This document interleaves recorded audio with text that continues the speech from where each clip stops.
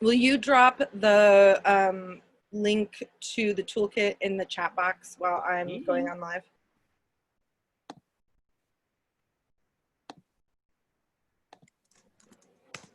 And toolkit link is in the thing. We're not going to be referencing it too much because I want this to be more of a learning space. And those resources are always going to be there. And a lot of what we're going to talk about is wrapped up in that. I just don't want to run through all that information when it's already at your fingertips. Fingertips. There we go.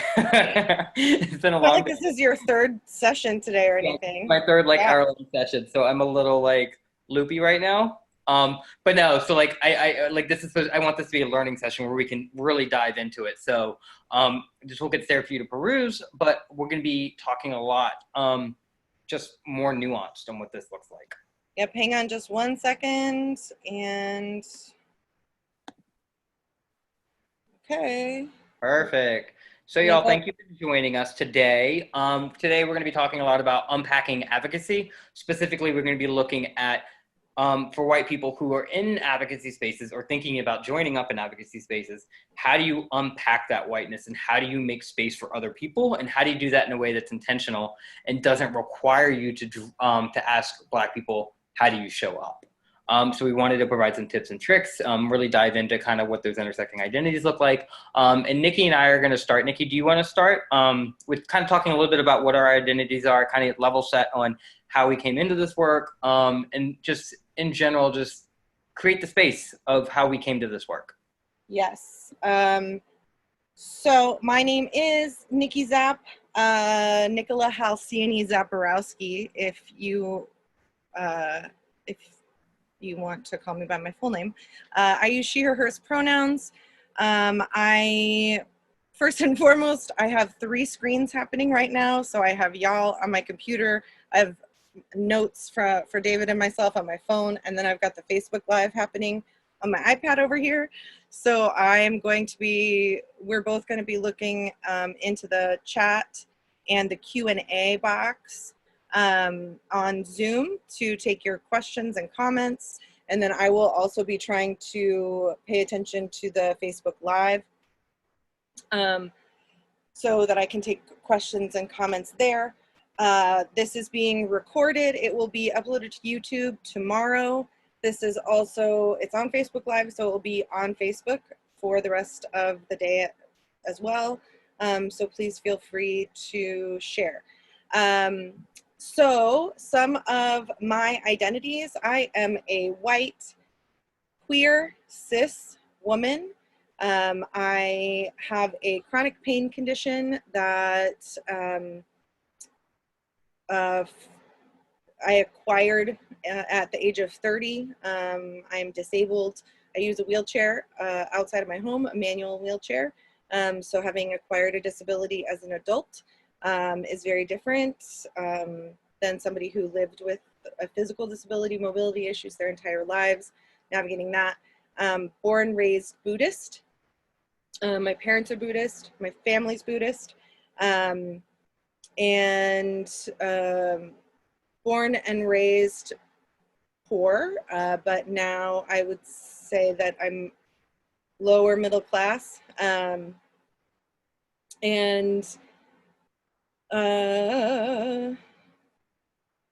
Yeah, those are some of my intersecting identities that I am just thinking about at the top of my head. I have been doing activism and advocacy for about 20 years now. My first direct action was holding a sign at a polling place against a Defense of Marriage Act happening in the state of Nebraska at 17 years old. But so it's really been focused on trans and queer folks, rights and liberation, but also in the last 8-9 years, professionally, been doing anti-racist work and intersecting anti-bias, etc. work as an educator and facilitator and in other ways. So this one thing that I just want to start with is a 1-hour webinar is not going to end white supremacy. It's not even going to end white supremacy within yourself. And I know David and I have been doing this work for a long, long time. Oh, yes, thanks, Anna. I am originally from Omaha, Nebraska. I moved to Southern California in February. So I'm in it's the Pacific time zone right now. It's 1 o'clock here. Go ahead, David. Perfect. Thank you, Nikki. So I'm David Booth. I'm the Deputy Executive Director. It's a mouthful, I know. I'm sorry. For Black and Pink. And my pronouns are Z, Zem, Zer. And I've been doing movement work, I think, for about 12 years now. And just for a caveat, when I talk about my identities, I usually talk about it not in terms of I am, because I am for me is, I'm a very spiritual person. So I am for me is, I think, two of the most powerful words in existence, because immediately what comes after that is how is your reality. It's who you are. And I feel like a lot of our identities can be fluid. So there are some times where I will say I am, like I am white, because that's something that's never going to change. It's very set in stone. It's never going to change. But when I say other things, like I've experienced the system. I say I've experienced the system because when I talk about, if I say I am formerly incarcerated, then that sets up this idea that I am broken, or I am wrong, or I am X, Y, and Z, all these negative stereotypes that are usually associated with somebody who's formerly incarcerated. So I say that I've experienced the system. So there's a caveat when I talk about my identities, because I am is for one very specific thing, that things that I cannot change. But then there's I've experienced for something that I have, like something that could change at any moment. And so for me, like I've experienced gender as being unbounded. I don't see myself as somebody who identifies as either masculine or feminine. I identify, and as my pronouns are very like a mix of both. So it's a mix of both feminine and masculine, simultaneously, neither at the same time. Because for me, gender is a very social construct, and it kind of sets up a lot of how we look at each other and a lot of how we talk to each other. And I'm trying to work on breaking those barriers down. So I'm also highly educated. I have a master's degree. Let's see what else. I am able-bodied at this moment. Let's see, my age, we're not going to talk about that. I'm in my 30s. That's all we're going to say.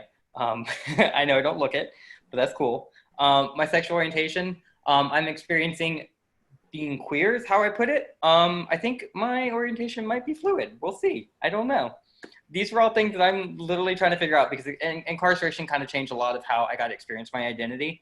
And so I've been trying to unpack what that identity looks like over the last couple of years as I've gotten more stable in figuring out like things are good and things are okay, and being able to move from a place of survival into thrival. So my identity is very much on that. So when I come into this work, a lot of my work is based on like how I am presently. And it's informed a little bit by what, based on like historical things like my whiteness.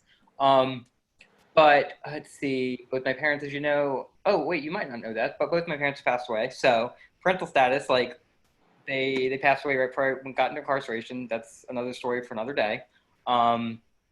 Thinking styles, my thinking style has really changed over the last couple of years. I used to be very closed off to people, used to not really talk well with people. It was very analytical, straight from point A to point B, very strategic. I had something I wanted to get out of somebody, so that's how that worked. And now it's moved into this space where I'm interrogating more of how I show up in a space. I'm also being a lot more curious about how other people show up in this space and trying to figure out like, how do I best learn and how do I best move into that space? Let's see, I'm single.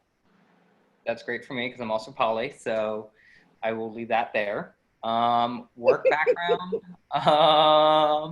Right now I'm in a quote unquote executive level. Black and Pink has this, like, we have a very non-traditional hierarchy. Our hierarchies are based more on responsibilities versus ideas of power. So that's kind of a new thing for nonprofit structure. But yeah, those, and you'll see Nikki put in the chat a great wheel, which is kind of where I'm pulling some of these questions from for what that identity looks like. And this is something for us to also unpack, because inherent in all of this, and which is at the root of this conversation today, is really talking about like our privilege and how does our privilege show up. And I hate this word allyship. This is one of the only times I will say it. I like to say co-conspiratorship, and I'll talk a little bit more about why I don't like the word allyship.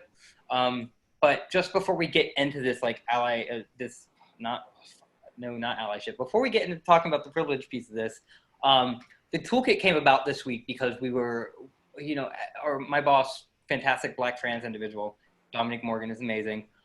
Dominique called me and was like, hey, we need to have a toolkit so people know what to do on the ground right now, because there's so many protests and uprisings that are happening. Omaha with James Scurlock, Minneapolis with George Floyd, in Louisville, I can't say Tony his last name. McDade.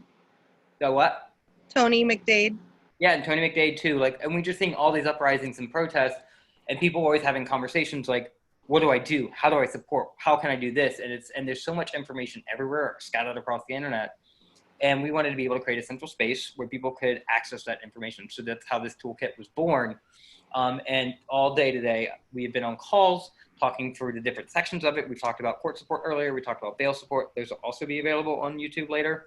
And this one is on advocacy. And we're talking about advocacy here. We're not talking specifically about how do you advocate. When we're talking about advocacy here, we're talking about how do you use your privilege in a space of advocacy? How do you show up understanding what your privilege is? And a lot of this just unpacking and trying to really deeply understand what that looks like. So that's where it is, because the need, and this need to protest and to expose and hold accountable those in power is still remaining this cornerstone community solidarity. Nothing ever happened by people being good. Well, good, let me rephrase that. Not by being good, by people just sitting back on their haunches and not doing anything. Action has to happen, especially considering the historical legacy of racism in this country. And it's not even enough to say that you're not racist, because let me be absolutely clear. Black people don't need saviors. They've been saving themselves and flourishing in excellence, all of their own making for years. What they need are co-conspirators. And this is that ally piece I'm talking about. When we hear the word ally, at least in my head, when I hear the word ally, I think of it's something performative. It's this badge of honor that this woke generation is claiming as their own. And so white people have kind of co-opted this term to mean this is the bare minimum I have to do, and I'm in support, and I'm good, don't have to do anything else. It's like we're almost expecting a congratulations or a pat on the back for showing up, when really being an ally is just basic. There's no real work, there's no real time, there's no real commitment. And so I say co-conspirators because co-conspirators are putting in that work, they're collaborating, they're engaging, they're figuring out what that space looks like. And so this conversation is really a level setting on privilege and kind of an intro into anti-racism work. And I do have to say that if you find this conversation challenging or uneasy, then you're in the right place at the right time. And I also want to say, general level setting too, try and stop using person of color or POC for everything. If you mean Black people, say Black people. If you mean Latinx person, say Latinx person. Be specific, because this POC idea ties into that idea of like, I don't see race, which means you're also erasing that lived experience, and you're also grouping anybody else who identifies as non-white. And you're not taking a moment to really understand the complexity of different communities and what that culture brings to bear, what their oppression levels look like. So I'm going to let that simmer for the conversation, and we'll dig in. Nikki and I are going to take a multi-pronged approach to checking your privilege here. And we've broken it up into stages. So we'll talk first about getting woke, then unpacking your privilege, sitting in the uncomfortable, decentering and discussing, embracing your privilege, and then standing up and speaking out. And then we'll open up the floor to questions. If you can put your questions in the Q&A box, that's a lot easier for us, because then we can track it. Chat's okay, but we prefer the Q&A. Yeah. And we will be trying to track any questions that are on Facebook Live as well, so that you are included. So feel free to put those in there too. Great. So I'm going to talk briefly about the get woke piece. I think this piece is very important because you have to know this. You have to know the history and the spaces that you occupy. And we're thinking about the protests and the riots and these things that are happening across the country. I don't have the time today. We don't have the time today. Nor do Nikki and I have the energy to spend recounting the history and legacy of racism and oppression in this country, because it's not going to happen. It's long, it's deep, it's nasty, it's ugly. I'd also like to invite some curiosity and have you interrogate your own learning and use this kind of like brief intro into your entry point into it, because there are plenty of resources abound. The most accurate are going to be by Black people, by Black scholars, Black educators. So do a little bit of vetting before you trust the source. And it's really important that you really dig into this history of Black oppression and your role in enabling it. And also, very key to this is don't ask Black folks to personally teach you. That is not their job, and Google exists for that. Nikki, do you want to take a moment to chat about the civil rights movement and and all that? No? Yeah, well, I'm gonna say really quickly that not asking Black folks to individually teach you That is something that I have seen in the past week. Every time racism is in the news again, in a big way, where the mainstream white folks are actually talking about it again. And I think that it's really important to recognize that folks are grieving. And so in the same way that if you had a friend who was dealing with burying a parent or a spouse or another loved one, that you're not going to ask them to go to the grocery store for you. You're not going to ask them to remind you of that plumber recommendation, right? And so when you are reaching out to a Black person in the midst of this, that's what you're doing. You're asking for emotional, sometimes physical energy from someone who is grieving, and could be enraged and all sorts of other things. And so it's just don't do it. Instead, use the Google machine, right? We all have it at our fingertips. And then look for the white folks who've been doing this work for a long time. Reach out to them. I'm so grateful for the white folks who've been reaching out to me instead of the Black folks who are in their proximity, because I can provide some information. And then also that I'm doing my best to uplift the Black voices in my space. And we'll talk more about that later. But that's a really important one. And I think that it gets missed sometimes, especially even those of us who have really close relationships with a Black person. It's like, well, they're my, best friend, or they're my, cubicle mate or something like that. This isn't the time. And if you've never talked to a Black person about race before, and now all of a sudden you've got all these questions for them, like, know your time and place, my friend. Yeah, so civil rights movement. To today, oh my gosh, I can't believe that we're going to try to even begin to do this, but in such a short amount of time. I want to say public school failed you. Public school failed all of us. Even university classes have failed us. Sorry for the professors and the teachers in the room. But it, having a poster of a highly taken out of context quote of Martin Luther King Jr. and only talking about him in February, and forgetting that Martin Luther King Jr. was assassinated. He was on the FBI list until the 80s when he was dead, right? Malcolm X was assassinated, right?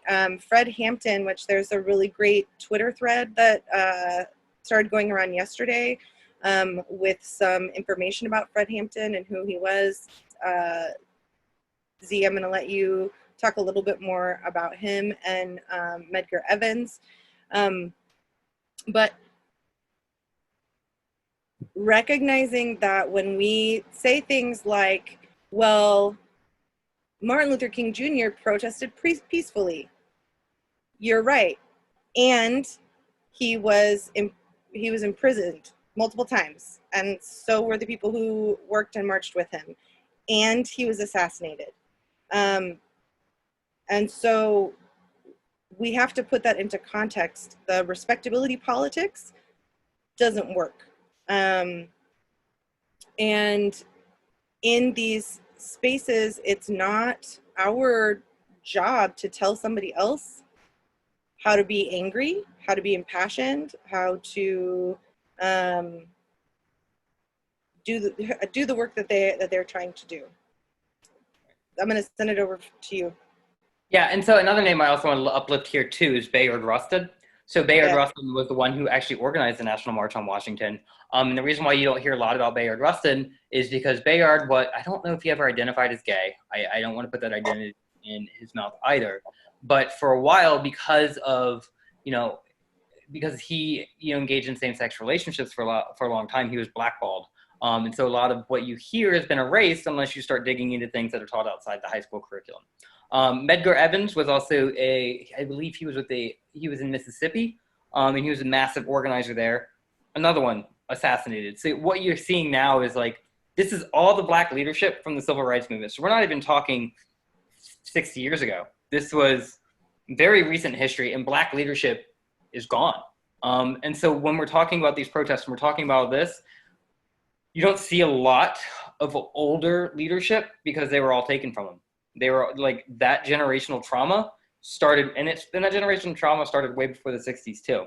And even then, the protests that are then and now is always reflecting this threat. The struggle for black liberation poses to whiteness and to privilege. And, specifically for Fred Hampton, the FBI director, J. Edgar Hoover was concerned about Hampton's leadership, specifically citing the rise of a black messiah. So we're talking this was an actual premeditated hit by the government on a black man.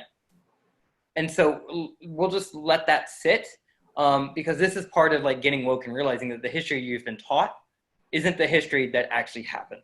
And so you have to start digging and start really questioning what it is that you've been taught and how does that reflect on the current crisis and the current riots and the current protests, and really thinking about that. So get woke is just the first stage. I want to really fast. I just want to bring in anecdotally. I have a black elder who I am close with, who marched with Martin Luther King Jr., met Malcolm X, we have had many conversations about this person's activism within the movement. And I checked in on them the other day and I just said, how are you? I can only imagine what this is like for you right now. And they shared with me that they had been having flashbacks and were having trouble sleeping. And so, and this is happening again. And now it's happening to these kids that I've been, that I've loved since they were born and things like that. And so, yes, this is intergenerational trauma. This is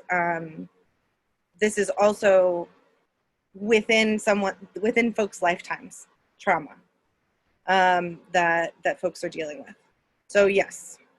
And I also want to uplift too, black trans and queer leadership too, because that is something that wasn't touched on. So we're talking people about Miss Major. Miss Major is still, still alive, but just the amount of oppression and trauma that Miss Major has experienced over the last couple of years, not even the last couple of years, the last couple of decades, let's be honest, and let's be real. Sylvia Rivera, who, is long gone now. Star De La Verie is gone now. There's just so many, Marsha P. Johnson, just all our, all our ancestors, all our leadership has either, long past, was systematically assassinated. And we're now looking at a new era of activism where new leaders are rising and new leaders are being asked to rise. And that's kind of what's happening now with this. And that's why that's partially why Black Lives Matter movement has, done such a fantastic job of what they've been doing. And so, yeah, so that's just the first part of getting woke. So that's, that's relatively easy. That's knowing your history and not relying on black people to tell you what it is. The second piece is kind of unpacking your privilege. White people, myself included, had this habit of talking about race by not talking about it. We counter it usually with, oh, that's reverse racism because it's uncomfortable. We're too afraid to talk about it. And just so we're clear, racism against white people's security blanket just to protect our own ego and our own privilege, it's a bullshit term. Because our ego and our privilege are already sucking up the space in the room anyways. And privilege is really normalized, so it's really hard to recognize at first, and it's a practice that's really requiring you to sit back and reflect and think about, how do I show up in this space? What's the space I show up? And so we can also start with small things. I mean, what color are Band-Aids? Band-Aids are flesh colored. I don't think I've ever seen one that's anything but white looking. For femme people, do you clutch your purse or check behind you when a black person's walking by? What neighborhood do you live in? I mean, these are all easy questions and easy things to start interrogating your privilege and start uncovering Here's how you show up and here's how you move in the world. Nikki, do you have anything to add to the unpacking piece? Yeah, if you are a reader, there's so much out there. I mean, Peggy McIntosh's Unpacking the White Privilege, Knapsack of White Privilege is like, you know, the beginning stages.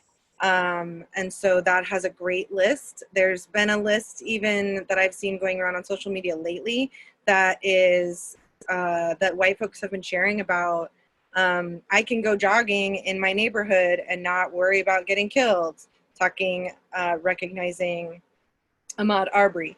Or I can,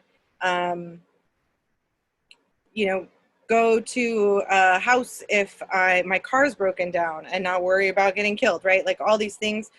These are different lists that are available and that are out there about checking our privilege.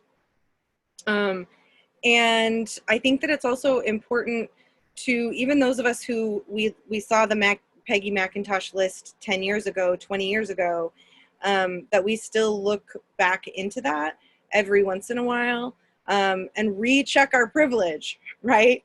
This is not something that we just go, yep, done. I never have to think about that again because I get it. We have to be constant. This is constant work that I plan on doing for the rest of my life on this plane of existence. And I'm going to mess up. I have messed up. I have messed up big. I have messed up big with people that I love dearly. I have messed up big in rooms of 200 plus people that I've been facilitating with. And I'm gonna. And so that's part of the getting uncomfortable that we're gonna get into in a minute, is that we're going to mess up. You're gonna fuck it up. We gotta get uncomfortable with the fact that we're gonna fuck it up.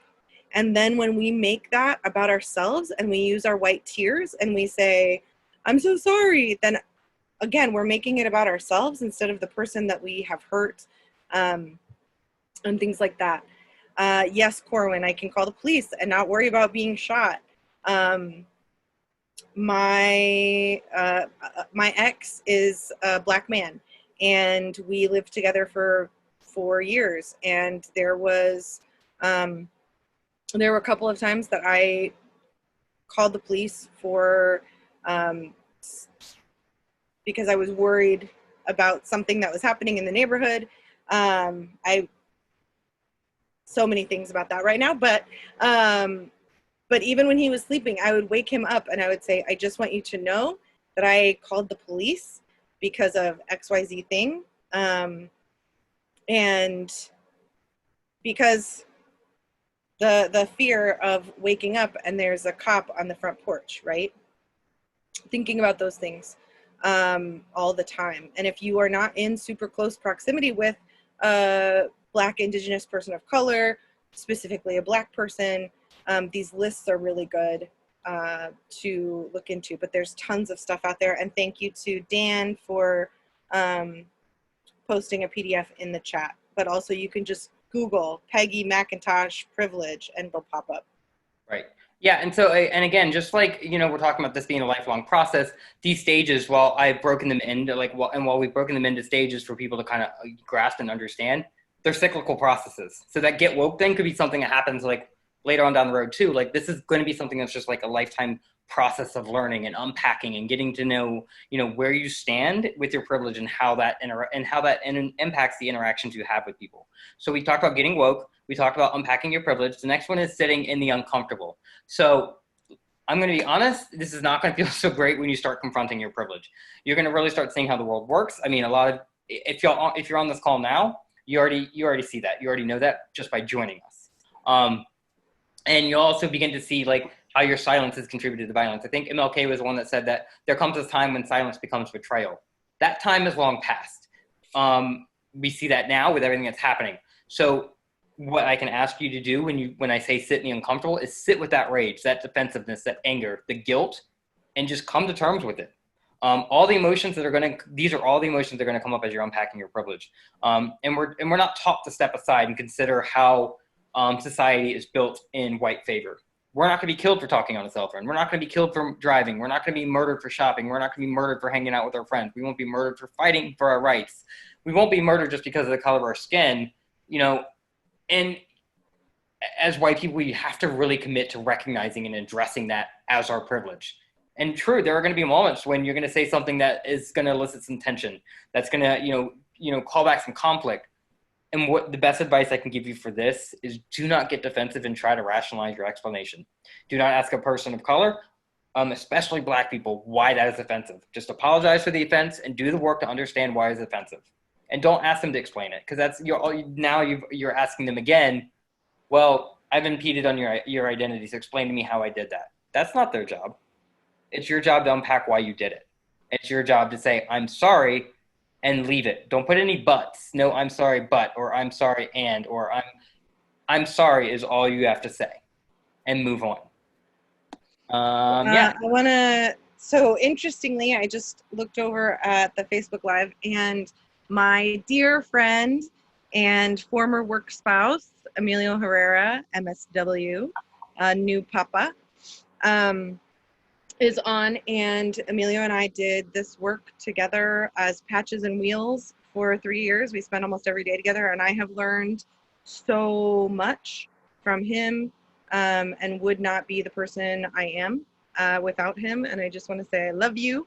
And in particular, this is something that I wanted to say as we're talking about guilt. Something that Emilio used to always say is, it's okay to visit Guilt Island, but don't unpack and live there. Because when we are sitting in guilt, in our white guilt, because once we start to recognize like all of the privilege that we have, we start sitting in that guilt and we're just like, gosh, I feel terrible because I'm a white person, or I feel terrible because of all that I have handed to me. If we unpack and live on that island, we're stuck. There's nothing, we're not moving forward. We're not doing our best to be an anti-racist. We're not doing our best to dismantle white supremacy. So you can visit Guilt Island, but don't live there. Move forward and figure out what we can do. And also recognize, like, this is uncomfortable. And white folks, we have gotten to be real comfortable. We don't really know what it's like to not be comfortable. Even with all of our other identities that we may not be in the privileged place, we still have that comfortability of whiteness that, and so getting comfortable with being uncomfortable is tough, but I think also recognizing, oh, this is the discomfort of recognizing my white privilege, like being able to put words to it and know what we're talking about can help us to go, oh, okay, this is why I'm feeling this way. I'm gonna start reading some more.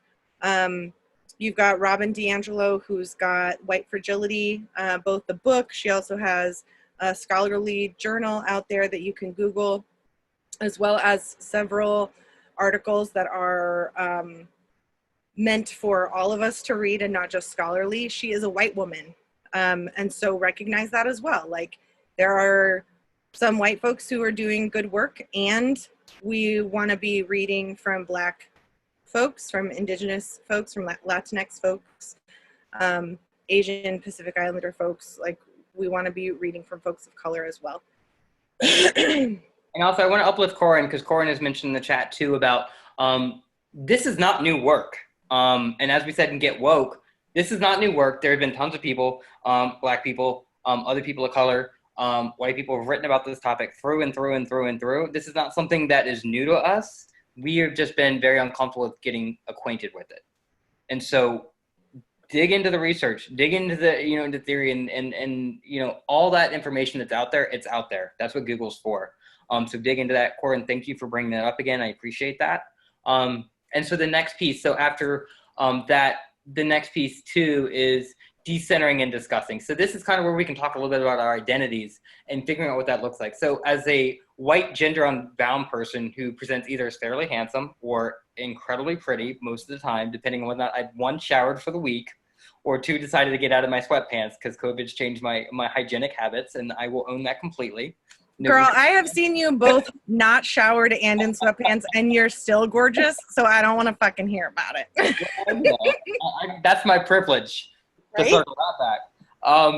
But also, like, as that white gender unbound person, I can't speak for the experiences of a Black trans woman. I can't tell them or inform others, like, this is how you've experienced the world. Because in doing so, that's going to say that, you know what, your opinion doesn't matter. Your voice doesn't matter. I've just spoken for you. And now I've taken control of their story. That Black trans person would then have more obstacles to surmount just to reclaim ownership over their life experiences. This isn't everything that comes after it, but this is just to take ownership back over your life experiences. I've now created that hurdle. So instead of lending a hand up, I would have just contributed their oppression and their silence. And so a lot of like unpacking your privileges, rethinking the fable and claiming the most authentic versions of ourselves without silencing unique perspectives. Because at the end of the day, privilege is a spectrum, and each of our identities adds or subtracts to the power that we can wield. And we can take space by owning that inherent privileges. Nikki, go ahead. You were going to say something. No, my dog was going to say something, which is the male person is here, so. Oh, well, that's nice. Well, thanks for the warning. So what I was saying, like, make space by owning those inherent privileges we all carry. Because owning is unapologetically stating your privileged experience. It's saying there's no shame in this privilege I hold. It's something that I was born with, but it's how we choose to wield it that makes all the difference. So as a white, middle class, and educated person, I understand that power that privilege has to shift the conversation. I understand that my voice and my identity is out loud. It's represented out in the real world. And so in doing that, I can also invite in silence voices and silence identities and say, hey, let me make space for you to say what you need to say because your voice is just as important. You matter too. And letting them step into leadership and letting their agency come out and unfurl. Not only in the problem, but also in that solution. Because let me tell you what, Black people and Indigenous people and, all these other people have so much wisdom. It's just incredible. I want to uplift Kimberly Crenshaw, who coined the term intersectionality. She is a Black woman and an attorney. And so please look into her work. I would also say that her work also was influenced by Audre Lorde, who also talked about that. So I want to keep uplifting voices so that when y'all are like, where do I begin? Here are some just like foundational people to start looking into and reading upon in terms of that intersectionality.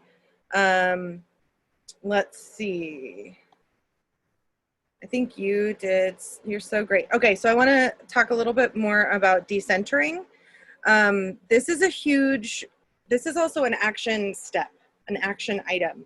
And so I talked a little bit before about using our social media, for instance, to share Black voices in this time. So whether that is people that we have personal relationships with, or whether that is Black scholars and Black thinkers who are tweeting and posting and going on IG Live and stuff like that, instead of just talking from our own voices, but sharing those voices, right? And it's so easy now with a little share button that I click. I don't use my pointer finger on my phone, which is usually when I'm on social media. But it's so easy to share those voices. And in that way, we are working to decenter ourselves, our feelings, and that is so important right now, and always, right? Another piece of that is like really checking where you're getting your information, and it's just going in. I said that I recently moved to a new area, and so one of the things that I did when I got here was just like searching in Instagram, searching in Facebook for different groups and organizations that are local to my area that are specifically trans, queer, and Black, trans, queer, and folks of color, or folks of color, right? Like there's this awesome organization here in San Diego that does, that works on food deserts and has, well, pre-COVID, had farmers markets that is run by Black folks specifically, and folks of color in general. And so you can just search bar some of that stuff if you don't know where to start. The Root is an amazing Black-led, completely Black-run news source that I follow on Facebook, and try to get a lot of my news from there. So really critically thinking about where we're getting our information. Whose voice is it, and whose lens is seeing that information and then reporting it back out, right? So similarly to, my guess is that y'all aren't getting your regular news from Fox News, right? Then also recognizing like, okay, what are other ways that my lens is covered, and how do I decenter white voices, and looking into those other intersecting identities, other marginalized identities. And yes, you're right, Nick. Thank you.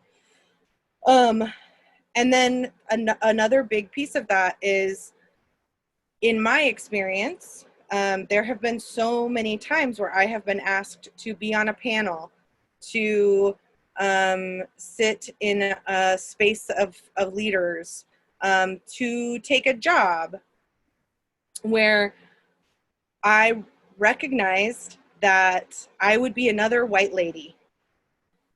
Like, regardless of the fact that I'm queer and disabled, you know, those other identities, which are really important to me, and important for conversation, but more important to me is bringing in, using my privilege as a white person, and in the spaces that I'm allowed to occupy, to instead uplift folks of color, in particular youth, trans, queer, folks of color, Black folks. So there have been so many times where I've said, actually, I want you to talk to this person. I'm going to reach out to them for you. Actually, this person would be great for this panel, or this person would be great for whatever that thing is. So thinking about how you can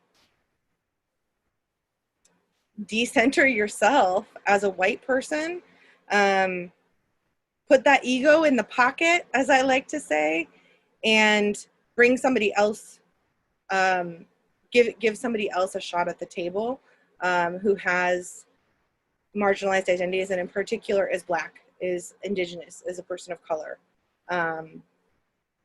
Those are other ways that we those are the really, like, ways that can affect us, ways of decentering ourselves. Great. So I want to move this quickly along so we can get some questions. Yes. So just to give a quick recap, so right now these steps are get woke. So educate yourself. Don't rely on Black people to tell you about their history.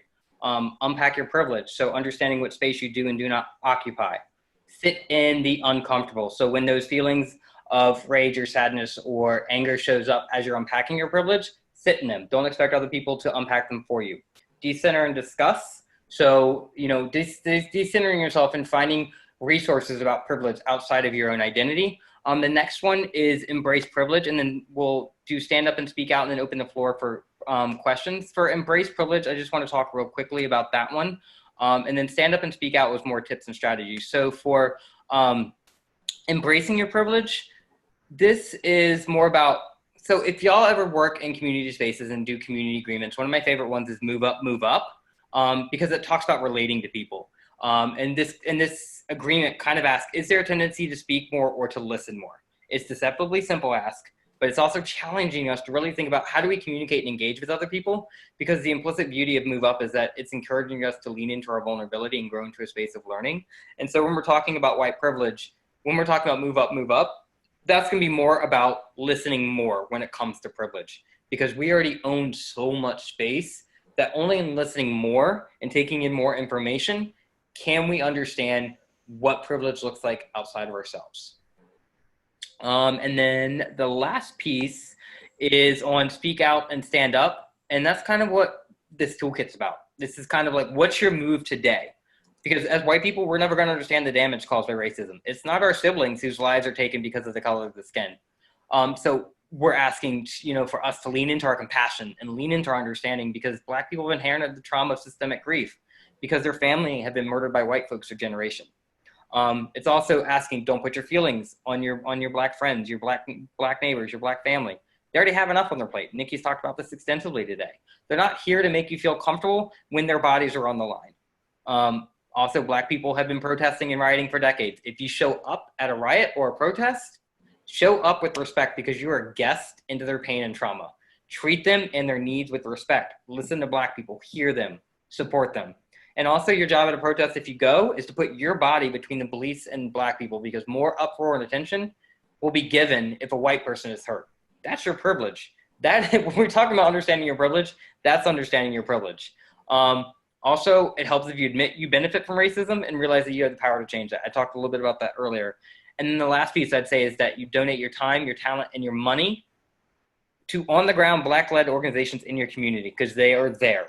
You need to find out who's doing the work where you are and figure out what they need and do your best to meet those needs. And it requires work.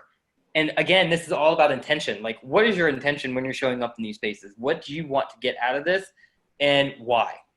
And make sure that you're showing up with the right intention. But yeah.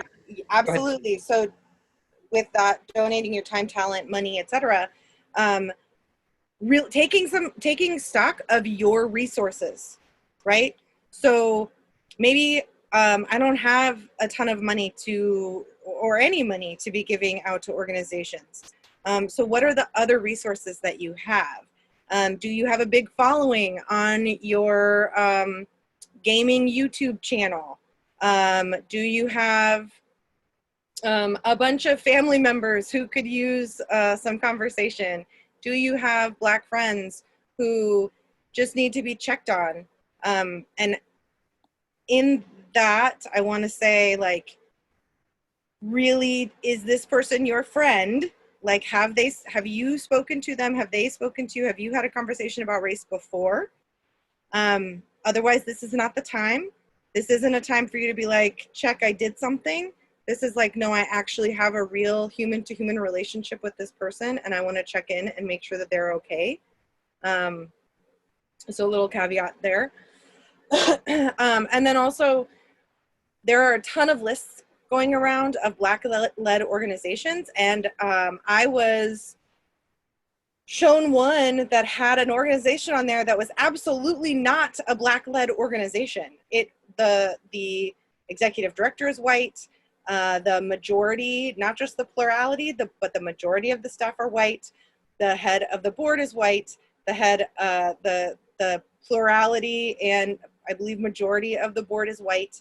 And they were on one of these Black-led lists, right? And so if you are in a position where that happens, where you are the leader of an organization or part of an organization, and you know that you're not Black-led and you're put on one of these lists, what you should do is contact whoever put that list on there, or make a public post and say, actually, please support all of these other organizations right now. We're good. Like, we're not a Black-led organization. That's not okay. That one fired me up for a lot of reasons, but yeah. So recognizing that stuff as well, which also means that sometimes you have to do your own research. So these lists are out there and they're great, but also when you go to blackandpink.org, check to see that we are a Black-led organization before you give us money, right? Let's make it into some questions. Holy cow. All right. Thank you for this from Anonymous. When facilitating sessions like this as white people, or in my case, a brown woman, how do we find the balance between educating our people and also not speaking for Black people? That is a great question. And it kind of dovetails with the next one too, about how can you advocate for Black folks in a space of all white people as a white person? So how does that space operate there? Nikki, if you want to. Yeah, sure. I can jump in any point. No, I think that one way that we have tried to do that today is by sharing names of Black folks who have written stuff, who are scholars, who are just thoughtful, not thoughtful, who have shared their thoughts and their feelings and their experiences. So to me, for me anyway, I don't, in those circumstances, I feel that I'm uplifting a voice as opposed to speaking for that voice. As well, in terms of like social media, as I've said, sharing posts and things from Black folks and not needing to comment on it, except for saying like, hey, read this. That's another way. As well, most in creating these types of workshops, like we have spoken to Black folks in our lives, whether it's Dom, our executive director, or whether it is, you know, a friend or a colleague who has said that it's okay that we have these conversations to talk about like, what are the things that you want to be said? What do you have in addition to that, David? And I also say that too, like most of what we've pulled today is not from us either. Like, and to be quite transparent, like, and to follow through with Nikki, is this comes directly from Black people, from works that Black people have written and said, hey, this is how I feel about privilege. This is how I feel. And we've also not tried to pass it off as our own, because this is not our own work. This is work that is built off Black bodies and built off people who have been oppressed and marginalized. So we have to make sure that we uplift those voices at all times and speak as if we're speaking with their voices. Some of it comes from us just talking about our own lived experience and how, as we've navigated relationships with Black people in our lives, figuring out like, when is it okay to say this? When is it not okay to say that? And like, and you'll learn this as you start unpacking your privilege, and as you start like unpacking what all this looks like, you'll start to kind of understand what's okay to say and what's not okay to say and things like that. And again, that goes back to being like sitting in the uncomfortable, because sometimes you're just going to fuck it up, and that's okay. Fucking it up, that's growth, that's learning. That's what this entire process of unpacking your privilege is. But also don't put that burden of fucking it up on the people of color, especially the Black people in your lives. I think also, so one of my mentors and professor, Christina Feynman, is on here somewhere. And she asked me to do a presentation for one of her social work classes on white privilege.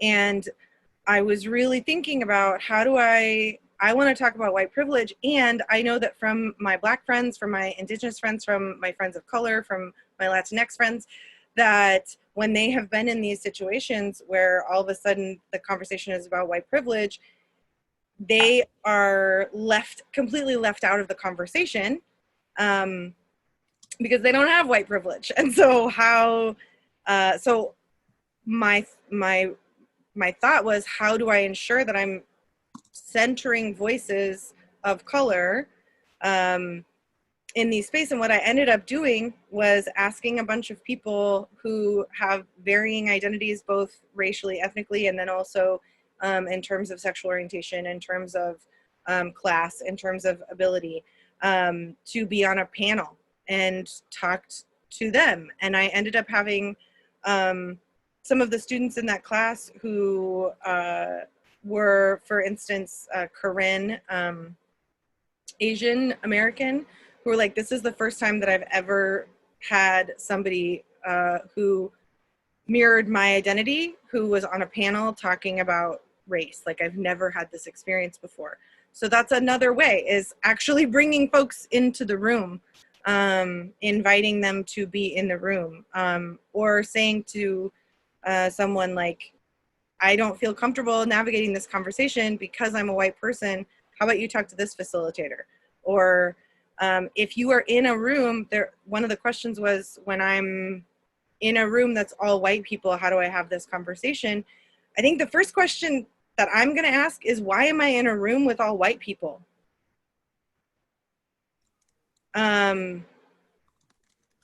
This specific space, like, we made this specifically for white folks to talk about our white privilege, and that's why this is a majority white space. But in any other space, why are you in a room of all white people? That's the number one question. Why are folks of color not welcome in that space, whether that is explicit or implicit? And how is that fixed? And it's not just saying, well, I invited them and they didn't show up. No, that's not how that works. Like, the group has to do the work. You have to do the work, that structural work, to make space. When does uplifting a Black person for example, a speaking position become putting the burden of explanation upon them? I think that it's an individual response. Because another thing is, Black folks of color, are not a monolith. And so every person is going to have their own boundaries. And it's really important that we put that out there. Like, hey, I want to invite you to this. And if this feels gross to you in any way, like, no worries. Also, make sure that they're being paid. Yes, pay people for their fucking work. If they have the lived experience, pay them. So figure out what that means. If it is for a speaking event, if they're being asked to be a keynote or a panelist or what have you, how are you paying this person? And I mean cash money. Not just in, well, I'll post about you on Facebook and say thanks. I'll write you a great, recommendation that you did a good job. No. Pay people what they're worth. Right. And just for people to know, I've answered some of the questions by typing in an answer just because we're running out of time, and I want to make sure that we can try and get to as many as possible. So I've typed some in there. So if you didn't see them, they are in the answered piece of the Q&A. Somebody asked about recommending a negative response when making someone aware of microaggression. There's this great thing in social justice work called a call-in. I highly recommend looking it up. So when you're making somebody aware of a microaggression, it's coming at them with understanding and compassion. Because at the end of the day, you may not know what somebody's lived experiences are, so you may not understand exactly where they're coming from in a conversation. So there might be some miscommunication, regardless of intent and regardless of like impact. You don't really understand where they're coming from, and so you don't want to come at them with that aggression. You want to kind of try to meet them where they're at in their understanding, and just come at them with some compassion. I would highly recommend looking up call-ins. There's entire literature on it. Also, excuse me, I think that it depends on what your goal is, right? Is your goal just to get out your anger and frustration? Then respond in that way, right? I'm a very, very patient person, but there are times where I don't have the spoons. And so if you say something that is a microaggression around me, I might just tell you to go fuck yourself. Because in that moment, I'm not where I am. I'm not in an educational space. Most of the time I am, but every once in a while I'm not. And when it is about an identity that I hold a privilege in particular in race, I need to pull out that educator mode so that I can let the Black folks, the folks of color, just be pissed off if they want to and not have to utilize that emotional energy. I think another great thing is it depends on the space, obviously, and your relationship. You can make a joke about it. Like sometimes just saying to somebody, I don't get it. I don't understand. Can you explain that to me?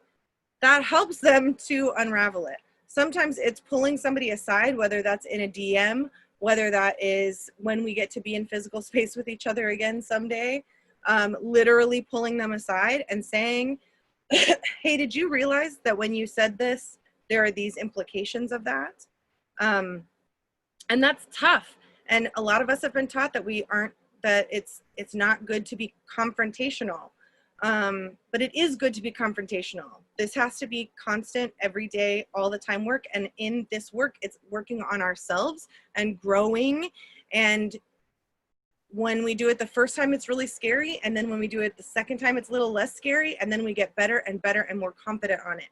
It's like when we used they, them pronouns on a singular person for the first time, or sie, them, zir pronouns on somebody for the first time, or just shared our own pronouns in a space when we were sharing our name. Like the first time it felt a little weird and like, oh gosh, I don't know if I'm doing this right. And then we did it a little bit better, and then a little bit, and now it's like, oh, this is old hat, like I'm fine. Okay, would love your guidance and insight into the creation of white affinity groups, especially created by white folks early in their anti-racism work and being unsupervised by BIPOC, Black, Indigenous, people of color. How do we approach being supervised? Maybe creating a paid relationship, etc. All guidance appreciated. Holy cow, Lisa.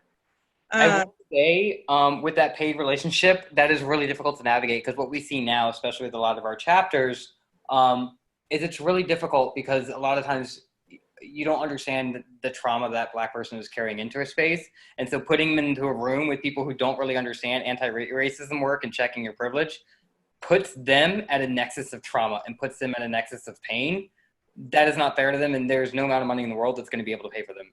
Like, it's just not going to happen. And I don't want to put those words into somebody, so I may be wrong on this, but I would also say look for anti-racist facilitators who are white and have been trained. That would probably be your best bet, because otherwise I feel like it'd be putting that trauma and that pain on a Black person. And I would say maybe asking, like, Lisa, I know for you specifically, but for a lot of folks, like asking the Black folks, the people of color, who are doing the work, who are the white folks doing the work that are actually good at doing the work and know their shit and would be appropriate to facilitate that kind of a conversation or that kind of a group are. So you're not just being like, well, that person's my friend. Because honestly, if Ashley, Spivey, if Emilio Herrera, if Dominique Morgan say Nikki is shit, do not use her for any of your stuff, like, then don't use me for any of your stuff, right? That's, I think that can be a way as well. And yeah, I think that's a tough one to navigate. And also it's, there are definitely some Black folks, definitely some folks of color who welcome facilitating those kind of conversations. I know Emilio, who is, he is Mexican-American, Latino, and those are the words that he's going to use. I think that it's a constant journey of finding the right words. I hope I'm saying that correctly, Shmishmilio. But for years it was, you know, him as a person of color, me as a white person, and then oftentimes we would have other facilitators who were Black, who were Indigenous, who would also join us. And so there was multiple identities as facilitators in this space. Great. So y'all, I know that we're past time, so I appreciate all y'all who stayed with us this entire time. I hope that this was a great learning experience for you. Again, Nikki and I both okay, well, let me rephrase that. I don't want to speak for Nikki. I know that I don't have all the information on this. My lived experience and the way I navigate spaces is constantly changing. I'm constantly learning and constantly interrogating my growth. So these are things where if I'm wrong, I'm wrong. Call me out on it, but that's cool. But I do want to thank you for showing up today and for taking time out of your days to meet with us. So thank you. And Nikki, I'll let you wrap up. Yes, thank you. We are going to continue to be having these types of sessions, whether it's as an advocacy support, whether it's other types of work that Black and Pink does. So please be following us on social media so that you are aware when those things are happening. Thank you for being here. Thank you for being willing to do this work, because white supremacy is our responsibility. White supremacy is our responsibility as white people to dismantle. We have to do it. We're the only ones who can. And so we got to do the work. And my inbox is open, admin admin@blackandpink.org. You can find me on the socials as well. I'm always willing to answer questions as best I can, to provide resources as best I can. And let's keep doing this work together and holding each other accountable. That's really important too. If you recognize some of the names in this participant list on the Facebook Live, like, make a pact to hold each other accountable. That's a big piece of this as well. Anyway, this has been recorded. We're posting on YouTube tomorrow. I miss you too, Christina. I love you. Thank you for being here. It's on Facebook Live. And David is amazing. This is marathon 3rd of 4 webinars that Z's doing today. So you're the best and I love you and you're so pretty. And my email is david@blackandpink.org. I'm always happy to talk about white people getting the white shenanigans. It's my favorite topic. Yay. All right. Thanks, y'all. Love you. Thank y'all.